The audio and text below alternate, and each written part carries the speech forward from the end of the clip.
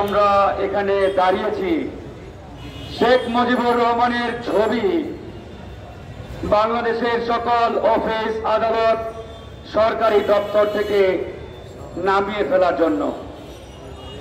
সবাই শেখ মুজিবুরের ছবি নামানোর পক্ষে, কিন্তু আমি শেখ মুজিবুরের ছবি টাঙানোর পক্ষে।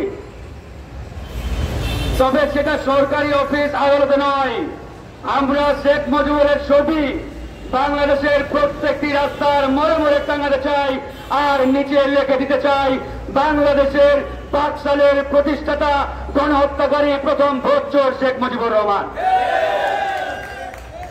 এটা করতেই হবে। আগামীর প্রজন্ম জানেই না এদেশে ভোটচোরের শুভ সূচনা শেখ মুজিবুর রহমান করেছিল। এটা এদেশের তরুণদের জানাতে হবে। বাংলাদেশে তার সন্তানের নেতৃত্বে ভোটের বাক্স চুরি করে ভোট চোরের যে ইতিহাস, এই ইতিহাসের শুভ সূচনাকারী শেখ মুজিব।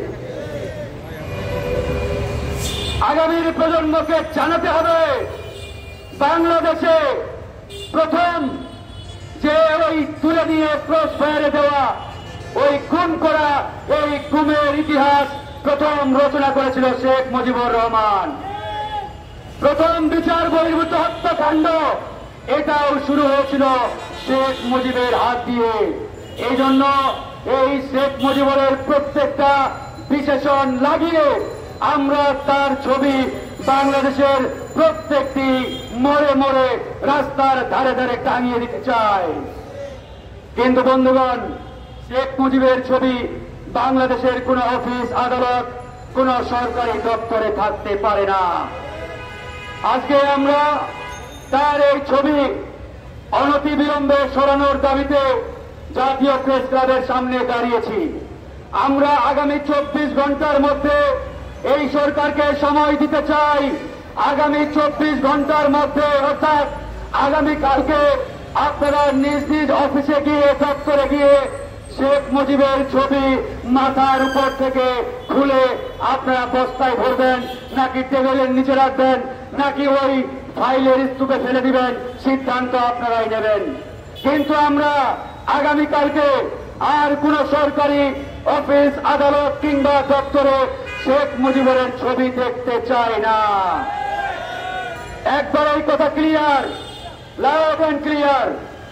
এটা ছাত্র জনতার দাবি। বঙ্গভবন থেকে শেখ মুজিবুরের ছবি সরানো হয়েছে।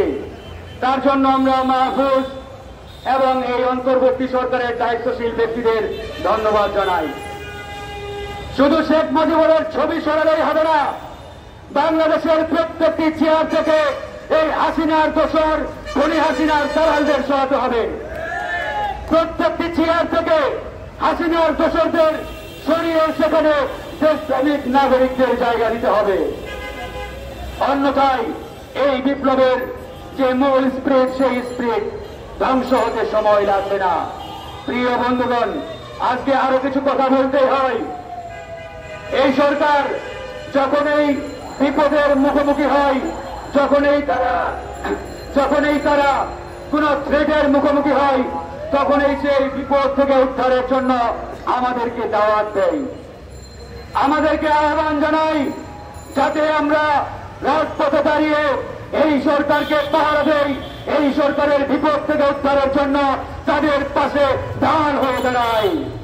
আর এই বিপদ যখন কেটে যায়, তখন আমরা দেখি রাতের আদলে ওই ফ্যাসিবাদের দোসরদের ডেকে ডেকে মন্ত্রীর চেয়ারে বসায় এরা।